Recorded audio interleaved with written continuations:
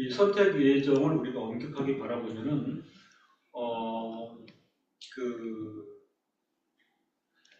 그 성도의 생활이나 또 그 교회 안에서의 어떤 그 태도에 있어서도 어떤 엄밀성이 요구됩니다. 그러니까 예정 선택의 그 원리가 그 행위 문제하고 지금 이렇게 얽혀 있다 보니 그 면밀하게 살필 필요가 있다 하는 사실입니다.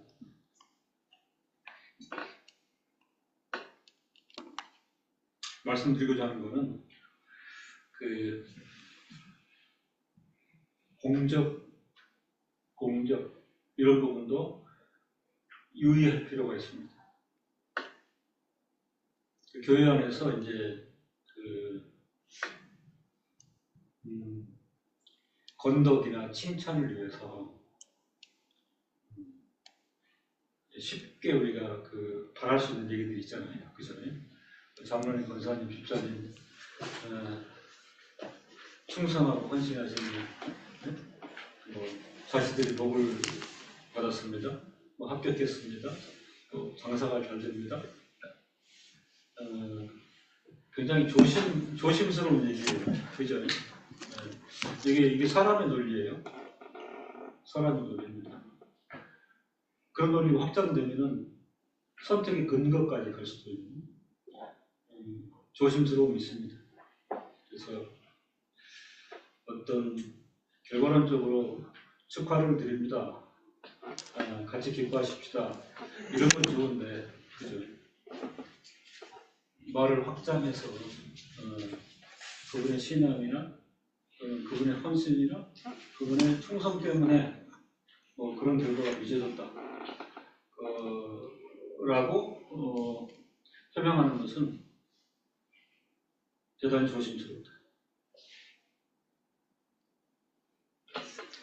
사실 그런 논리가 확장되다 보니까 이제 선택의 근거도 들고 나오는 거예요.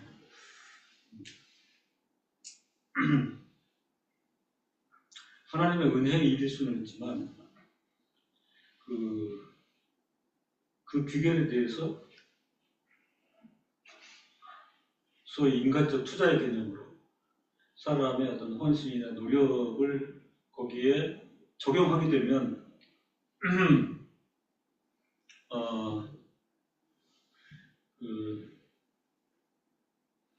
조금은 어려운 상황이 될 수 있다. 왜 이런 말씀을 드리냐면 개성교회가 사실 촉발하는 게 많잖아요. 그죠? 충성도 또는 뭐 헌금 액수 또는 뭐 예배 출석 지표 사실 그렇게 이제 그 신학자나 목회자들이 자꾸 촉발을 시켰다고 저는 봅니다.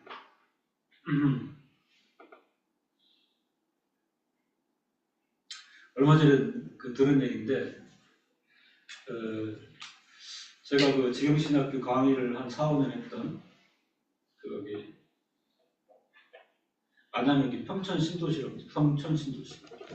그래서 거기 가보면 오뚜기 본사 공장이 크게 있어요. 그 옆에 평천세종학교라고 그 대한예수장로의 대신 집실 큰 교회 있죠. 그죠? 네. 거기도 뭐 좋게 한 4, 5천 명 되는데 그 얼마 전에 제자 하나가 저한테 해주는 얘기는 거기 주일날 예배를 한번 가봤는데 1, 2, 3, 4부 예배가 있을 거 아닙니까? 그죠? 그 일부 예배가 되게 이제 교회 직원들을 위한 예배인가 봐요. 그래서 담임 목사가 설교를 하고 이제 뭐 부교육자들, 그다음에 직원들 이렇게 예배를 드리는 곳인데 이상한 현상이 있더라는 거죠. 그러니까 거기도 이제 교구 목사가 한 10명 정도 있어요. 그죠? 교구 부목사들이. 근데 일부 예배를 끝나고 나서는 그 부목사님들이 전부 목사님 피해서 도망가더라고요. 물어봤대요. 자기 동료한테 물어봤더니 부목사님이 목사님 마주치면은 바로 질문 들어오는 거지. 예? 그 교회 상태, 상황, 그 다음에 전도 얼마 했는지. 그러니까 어느 시간 어느 때에도 만나 물어보니까 일부 예배가 끝나고 났더니 전부 뒤로 가고 일반 성도들 몇 사람하고 얘기를 하고 있는데 얼마나 긴장이 되겠어요. 그죠? 지표가 그래프로 되어 있는 거예요. 그 교구에 지금 현재 상황이 이렇게 가시적으로 또 숫자가 돼서 이렇게 움직이니, 그죠? 이렇게 움직이니, 결국은, 그렇게 해야 부흥도 있는 거고, 그렇게 해야 뭐 성공도 있는 거고, 부여도 있는 거고, 거기에 이제 그 사람의 노력과 의지와 어떤 충성도, 이렇게만 점철되면 자체 이렇게 넘어간다는 거예요. 괜히 하나님 선택했어요. 그리고 인간의 가장 쉬운 논리가 행위 문제. 그죠? 행위 문제. 그렇잖아요. 자본주의라는 거는 가면 갈수록 뭐 말이 필요 없잖아요. 보여줘야 되잖아요. 말이 필요가 없어요. 말 아무리 해도 필요 없어요. 그걸 보여줘야 되거든요. 이런 어떤 그 생태가 그러다 보니까 이 선택의 원인과 근거에 대해서 디바인들이 그렇게 설명하고 또 설명을 해야 되는 것이에요. 하나님께서 괜히 선택을 했으리야. 일리 자꾸 이렇게 되는 부분입니다. 그래서 하나님이 우리를 구원하사 거룩하신 부르심으로 부르심은 우리의 행위대로 하심이 아니요 오직 자기 뜻과 영원한 대전부터 그리스도 예수 안에서 우리에게 주신 은혜대로 하십니다. 바울은 로마서 9장에서 이 논점을 보다 심오하게 부여하고 있으며 그것을 보다 상세히 파헤치고 있습니다. 로마서 9장 11절에 그 자식들이 아직 나지도 아니하고 무슨 선이나 악을 행하지 아니하는 때에 택하심을 따라 되는 하나님의 뜻이 행위로 말미암지 않고 오직 부르시는 얘기로 말미암아 서게 하려 하사. 여러분 로마서 9장 전체가 그 선택과 예정이 된 얘기죠. 그죠? 사실은 이 로마서 서신이라고 하는 경우는 그 초기 교회의 그 소아시아 지역을 중심으로 그죠? 이제 새롭게 복음이 전파되고 교회가 일어나는 성대 공동체가 형성되는 이런 분위기잖아요. 근데 여러분이 좀 이상하지 않아요? 많은 부분을 들어가가지고 고린도서든 에베소서든 예정과 선택에 대해서 그렇죠? 마치 그런 거 아닙니까? 한국에서 파송을 받고 뭐 파푸아 뉴기니아 그죠? 그 다음에 이제 뭐 아프리카 감비아 가면 처음에 좀 쉽게 생각할 수 있잖아요. 거기 사람들은 거의 그 생각 자체가 원시적이잖아요. 거기 그리스도 복음을 전하는데 아마 그 오늘의 컨셉으로는 내가 1, 2, 3, 4, 5 이런 걸 전해야 되겠다. 이게 나올 거예요. 그죠? 똑같은 분위기야. 그런데 에베소 교회를 향하든 빌립보 교회를 향하든 로마 교회를 향하든 대량의 내용이 예정 선택인 거예요. 마치 오늘 선교사들은 저도 수많은 경험이 있는데 목사님 그런 얘기를 왜 합니까? 더 균형하고 절실한 선포의 내용들이 있는데 그보다 더한 환경이 지금 이런 환경이잖아요. 초기 교회 형성될 때 그죠? 근데 일방적으로 많은 분량을 예정과 선택에 쏟아넣었어요. 그죠? 이게 기독교 신앙의 요체입니다. 이걸 알아야 한다 하는 것이죠. 사실은 논리적으로 심리적으로 생각할 때 기독교 복음과 하나님 그리스도에 대한 선지식이 전혀 없는 사람들 앞에서 그 자식들이 아직 나지도 아니하고 무슨 선이나 악을 행하지 아니하는 때에 택하심을 따라 되는 하나님의 뜻이 행위로 말미암지 않고 오직 부르신 이에게 말미암아 서게 하려 하사. 이 말이 와닿겠냐고요. 이 말이 와닿겠냐고. 그죠? 뜬구름 잡는 소리입니다. 제가 이렇게 말하는 거는 이 주석서들 가운데 이런 방향의 논지들이 있어요. 그렇잖아요? 원숭이 부족사에 와가지고 생각이 드는 사람들은 이게 될 얘기냐고. 그런데 하나님의 경우는 절대적으로 필요한 교리의 문제인 것입니다.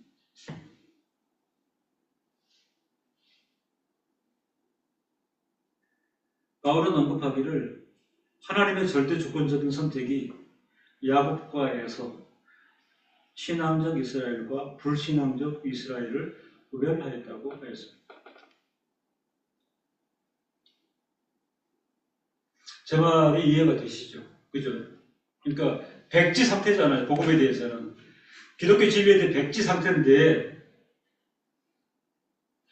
기본적인 인간의 에티튜드라는 게 있을 거 아니에요. 근데 거기 가가지고 아무런 생각이 없는 사람들에게 우호적인 접근 이런 게 아니라 선택이 있고 유기가 있다. 이게 말이 되냐고, 이게. 저 이해하시겠죠? 그죠? 이런 거는 좀 성숙한 다음에 차후로 아닙니다. 처음부터 밀어붙이듯이 하나님의 절대 접근적인 선택이 야곱과 에서, 그죠? 마치 이렇게 되면 잘못하면 어떻게 되죠? 편가르기. 예, 그리고 분쟁을 야기시키는 거죠. 누구는 선택 쪽에 있고 누구는 밖에 있습니까? 분쟁을 야기시키고. 그래서 오늘날의 그 선교사들이 회피합니다. 예, 한 분도 기꺼이 이걸 내가 얘기를 해야 되겠습니다라고 말하시는 분을 아직까지 만나보지 못했어요. 왜냐하면 10년, 20년 지원하면서 저로서는 욕심이 생기기도 합니다. 그래서 선교사들이 로마서의 교훈들을 가르치기를 했더니 말은 그거예요. 불필요하다든지 굳이 이해를 잘 못하는 사람들에게. 근데 과연 그럴까요?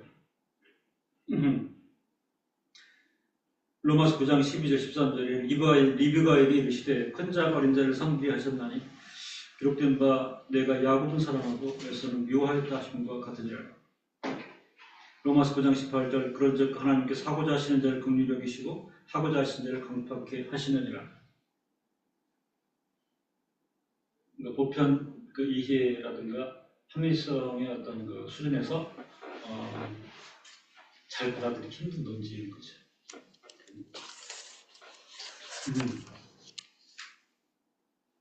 칼빈은 강력하게 언급하였습니다. 저는 칼빈의 귀함이 여기 있다고 봅니다. 계속해서 그래서 칼빈은 설명을 달았어요. 설명하고 또 계속했어요. 만일 어떤 사람이 자신의 경건 때문에 구원의 소망 가운데 굳게 서게 되고 또 어떤 사람이 자신의 방종 때문에 구원의 소망에서 끊김을 받는다면 사도 바울이 로마서 수신자들에게 선택의 비밀에 대해 말하는 것은 아주 터무니없는 말이 될 것이다. 그죠? 예. 칼빈도 우리 학과잖아요. 굳이 여러분 로마 교회가 구성원은 되게 어떻게 돼요? 사실 이런 구성원의 교회 안에서는 피해야 될 논지죠. 율법주의자들, 유대인 출신들, 헬라인도 있고, 그죠?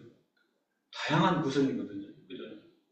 다양한 구성이면 우리가 보편적으로 생각할 때는 인화, 서로 화합을 도모하고, 그 다음에 논지가 자극적이면 안 되고, 한마디로 극히 조심해서 상처 입지 않도록. 그러면 이제 이런 논지를 말하기는 힘들죠. 근데 거기다가 사실은 이게 십자포화를 퍼부은 거예요, 이게 여기다가. 그럼 이제 오늘날 선교 현장의 사람들로 보면 사도가 빵점이죠. 현장을 전혀 모르는 아주 무지막지한 사람이 되고 마는 것입니다. 그래서 칼빈도 그랬잖아요. 만약 어떤 사람이 자신의 경건 때문에 구원의 소망 가운데 굳게 서게 되고, 이게 이제 보편 종교론자라잖아요. 그러니까 보통 종교는 이런 입장이 충분히 가능하죠. 내 경건 때문에 내가 소망 가운데 굳게 섰고, 내가 방종 때문에 구원의 소망에서 나는 끊김을 받게 될 거야. 내가 판단하고 있는데, 이런 사람으로 가르쳐 있고, 이런 확신으로 가르쳐 있다라고 하면, 사도 바울의 이런 논지는 터무니없는 것이라고 말 것이다. 터무니없는 것이. 예. 근데 그게 그 사도 바울의 로마서에서만 그랬을까요?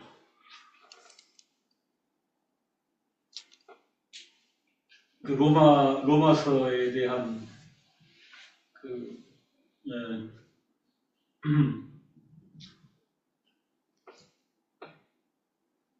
그 누구죠? 영국의 그 설교 귀재? 존 스타트. 존 스타트 말고 로이드 존스. 마틴 로이드 존스. 그죠? 마틴 로이드 존스. 로마서에 집중했던 분이죠. 마틴 로이드 존스가. 그리고 한국의 신학교 설교자 중에 영광을 얻은 분이 한두 분이 아니야. 그죠? 박영수 목사를 비롯해서. 근데 제가 좀 우아하게 생각하는 부분은 마틴 로이드 존스를 10년씩 연구한 분이라도 그러면 이제 나는 로마서에 대해 정통했다고 보는 거거든요. 그죠? 마틴 로이드 존스의 그 책이라는 볼륨이 적지도 않아. 그죠? 이러잖아요. 로마서에 그분이 집중을 했다. 그러면 그걸 연구하고 그걸 살폈던 분들은 나는 예정 선택 논의에 정통해야 된다고 보거든요. 그런데 그런 분을 본 적이 없어. 그러니까 이 명저도 읽고 싶은 대로 읽고 보고 싶은 대로 보는 거죠. 아니면 조심스럽게 마틴 로이드 존스의 관점이 조금 다양하거나 어떤 부분은 비껴나갈 수 있다. 그분이 원래 직업이 뭔지 아세요? 의사죠. 그죠? 의사죠. 그러니까 마틴 로이드 존스의 던지면은 그 의사의 감수성이 흘러가는 거죠. 의사는 일종의 과학자잖아요. 그렇죠? 저는 제 자신으로는 굉장히 은혜에 감사한데 이 예정과 선택에 대한 발언에는 하나님의 감동하심과 우리 상응하는 그죠? 그 은혜가 없어서는 그 목사에 내재되어 있는 평등 사상이나 공평의 정신 이런 것들을 극복하기가 힘든 거야.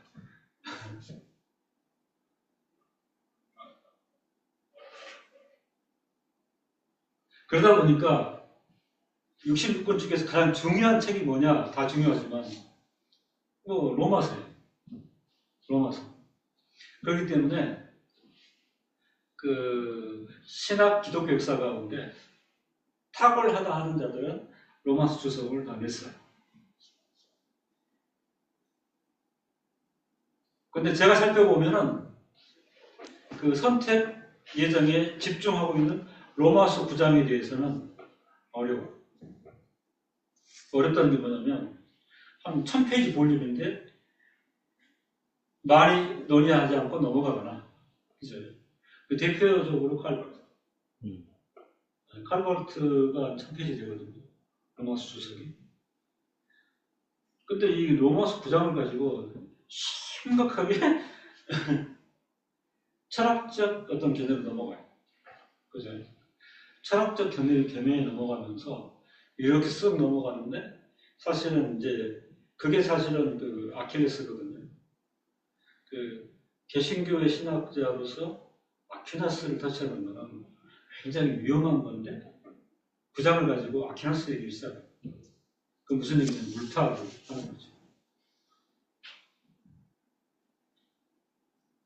좀 팍 터뜨려서 시원하게 그죠? 근데 왠지 조심스러운 건 읽는 이해도 됩니다. 이해도 돼요. 분명하게 칼빈은 강력하게 언급하였다고. 저는 이게 좋은 거예요. 만일 어떤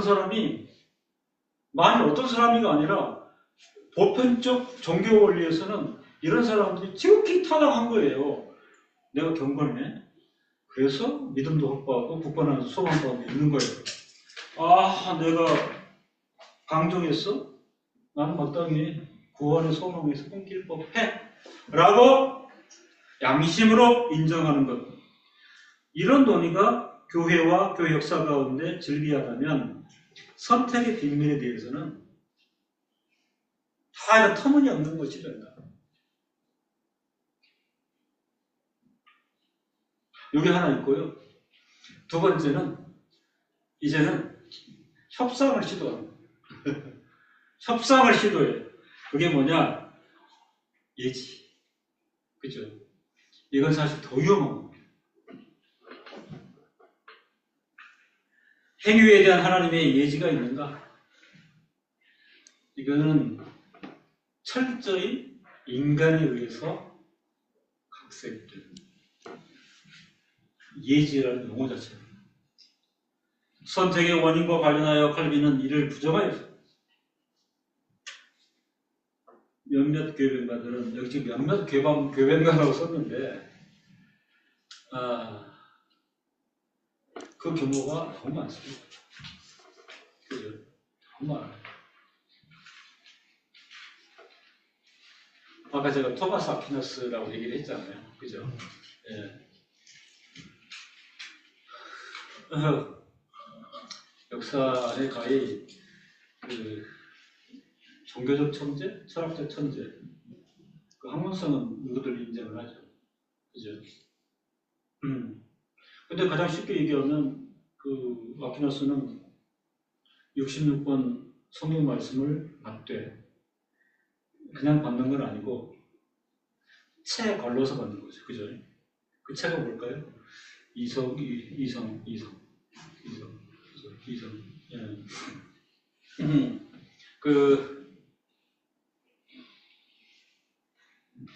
뭐 요리할 때 이제 육수를 만들려고 하면 뭘 이거저거 막 집어넣어가지고 해갖고 큰 이제 통에 하는데 그걸 그대로 부어가지고 요리를 냈나요?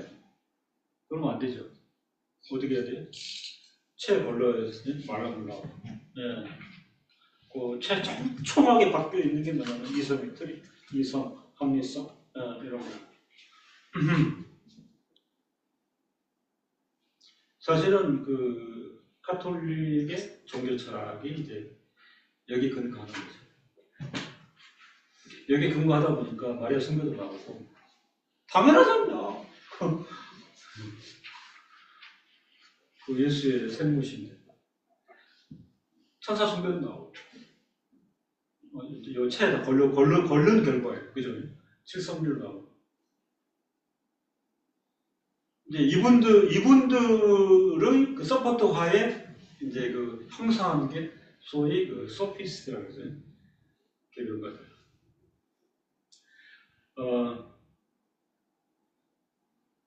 이분들이 다수 그 포진해 있던 곳이 프랑스예요. 그죠? 프랑스. 사실 종교개혁 이후로 개신교 역사 가운데 가장 아쉬운 것이 프랑스라고 하죠. 그죠?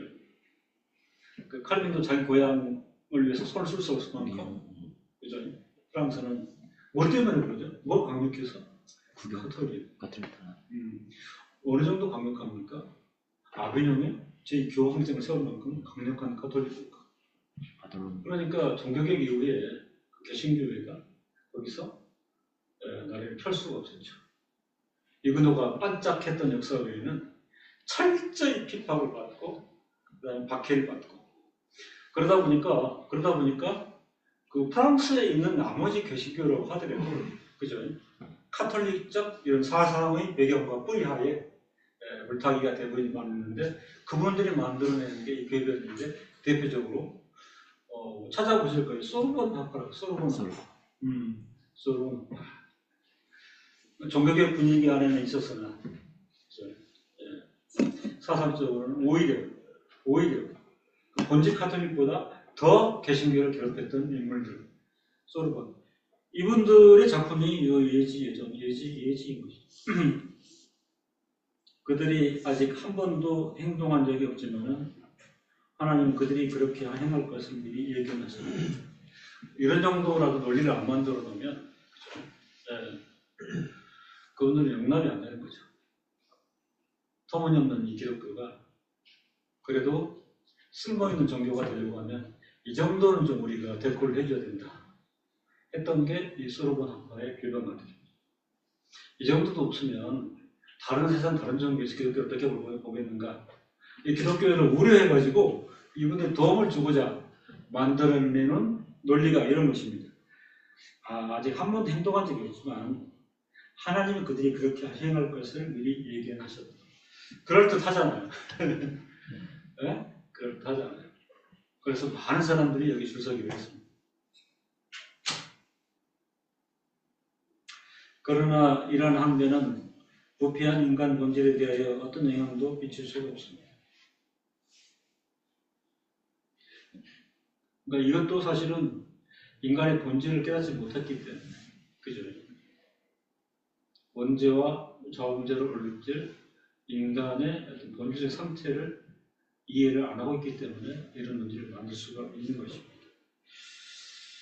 왜냐하면 인간에게는 하나님의 선택을 받을 만한 어떠한 선행도 행할 수 없으며 원죄와 자범죄로 올려져 있는 인간에게는 멸망할 요소밖에 아무것도 존재하지 않기 때문입니다. 그죠?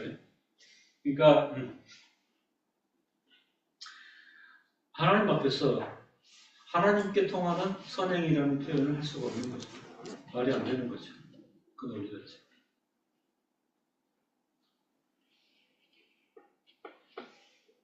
칼빈은 이를 가리켜 인생은 모두 아담 안에서 상실된 자들이다고 표명하였습니다. 상실된 자들.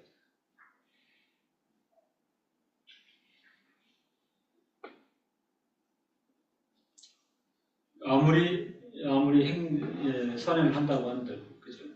이 상실을 만회할 수 있는 가치나 자격이 인간에게는 없다. 이러하기 때문에 하나님께서 그의 선택하심에 의해 우리를 멸망 가운데서 건져주시지 않는다면 우리에게 예견될 만한 것이라고는 아무것도 없다.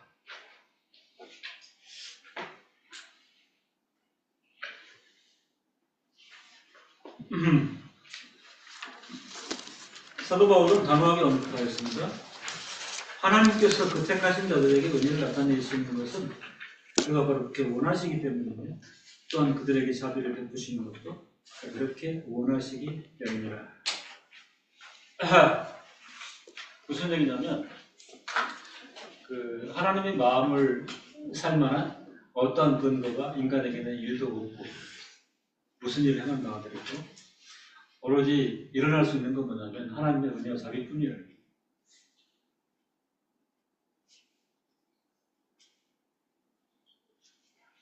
근데 인간은 끊임없이 시도를 했잖아요. 그죠? 예. 그러니까 제 생각할 때는 개혁자들이 이 정도 설명했으면 좀 이해가 되어지고 받아들이기도 하고 그러는데 결국은 오늘 이 종교 현실에서도 강력하게 되는 게 뭐죠? 신인 협력설. 여전히 굳건히, 그죠? 귀딱 맞고 아무리 외쳐도 신인 협력설. 하나님 편에서 보면 인간의 어떤 의도나 어떤 행실이나 어떤 기여도 가치도 없고 볼 게 없다 이거지. 그쵸? 예.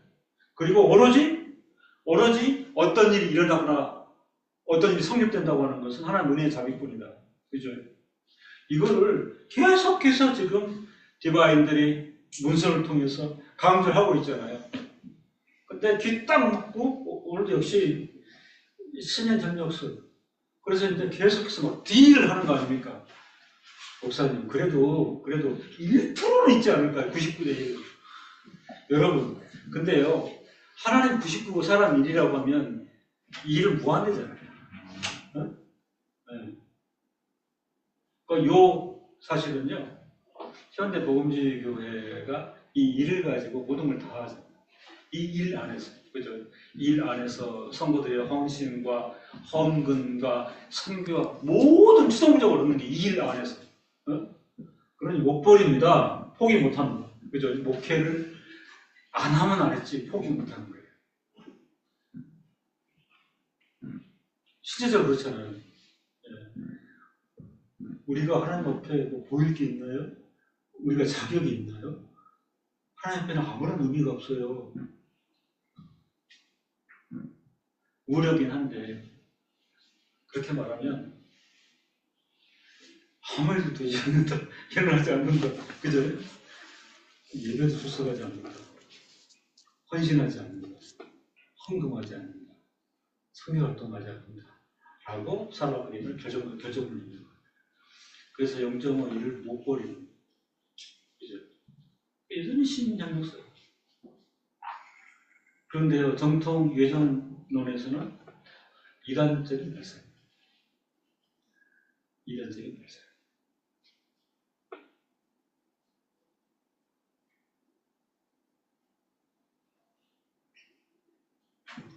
주간에 제가 그 주요 교회하고 몇몇 설교사들에서 설교를 듣는데 더 극성을 띄고 있어요. 더 극성. 교회 회원들, 성도들의 분발을 촉구하는 선동이, 저는 선동이라고 합니다. 또 극성을 띄고 있어요. 그래서 경쟁을 시키고 또 특정 성도들을 이제 그 자랑의 대상으로 삼고 표본으로 삼는 거예요. 이렇게 해라! 이렇게 해야지! 그분들은 좀 우쭐하고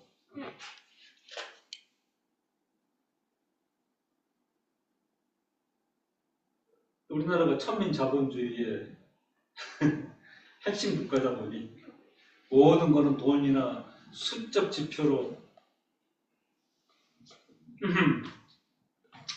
알릴 수가 없습니다. 그죠? 알릴 수가 없습니다. 하나님께서 그 택하신 자들에게 은혜를 나타내시는 것은 그가 그렇게 원하시기 때문이며 또한 그들에게 자비를 베푸시는 것도 그가 그렇게 원하시기 때문입니다. 고대에 이런 표명이 있었습니다. 하나님의 선택을 공로에 대한 보상을 돌리는 자들은 지나치게 현명한 자들이다. 좀 애매한 표현인가요? 예.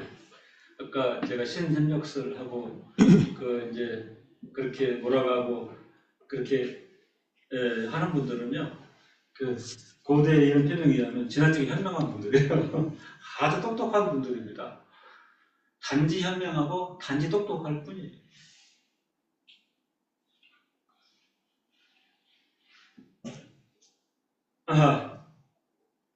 우리가 지극히 존중히 여기는, 그죠? 어거스틴은 이렇게 언급했습니다. 하나님의 은혜는 선택받기에 합당한 자를 찾는 것이 아니라 그런 자를 만들어내는 것입니다. 이건 굉장히 놀라운 표명입니다. 그죠? 하나님 만들어내는 거예요. 예. 찾는 건 뭘까요? 자기를 갖춘 자를 픽하는 거잖아요. 그죠? 근데 그 일을 하지 않으시고 만들어내시는 거죠. 이게 이제 선택하신다. 그런 뜻입니다. 칼빈은 이렇게 결론 지었어요. 결론적으로 선택과 예정이라는 용어들을 볼 때에도 사람들이 흔히 하나님의 운리하신 계획 위에서 찾는 모든 원인들은 분명히 실제 원인과 거리가 먼 것입니다. 예, 조금 완곡하지만 이런 표현을 했어요. 선택과 예정 이렇게 던져놓으니까 신앙과 교회 안에서 그래? 아주 똑똑하고 현명하고 지혜로운 답들을 제시할 수 있다는 거죠. 그죠? 아주 이런 원인이 아닐까요? 저런 원인이 아닐까요? 예, 저한테 퍼뜩 떠올랐는데요. 이런 것 같습니다. 근데 이런 모든 것들은 분명히 실체의 원인과 그런 걸 근거라고 말하면, 그런 걸 원인이라고 말하면, 그렇잖아, 쉽게. 형제께서, 자매께서 제가 보니까 그렇게 한 게 아름다웠고, 하나님께서 감동하신 게 아닌가. 이런 표명도요, 그죠? 저도 과거에 많이 했었어요. 남들 듣기 좋으라고. 아닌 거죠. 머리가 멀어요.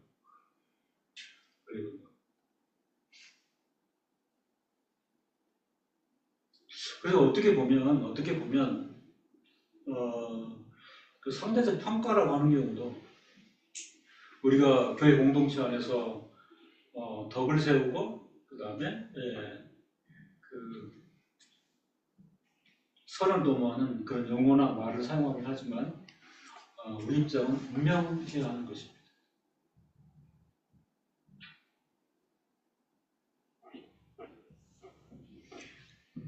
잠깐 기도하고 마무리하겠습니다.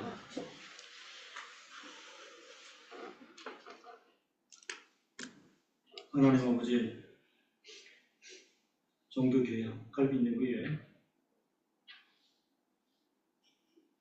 참된 신학자들과 설교자들이 선택과 예정을 통하여 하나님의 가장 심오한 경륜들을 발견하는 것을 저희가 확인합니다. 그 논리와 입장이 인간적인 수준에서는 따라잡기가 힘들고 이해가 힘든 것은 분명합니다. 그럼에도 힘들기 때문에 자기의 고려와 자기의 사유방식과 자기의 판단으로 치환하는 것은 오류다, 이렇게 판단이 됩니다. 그 입장이 쉽지 않고 어려울 수 있으나 사도 바울이 로마서 신약의 서신서를 통하여 그렇게 외치고 또 강조한 하나님께서는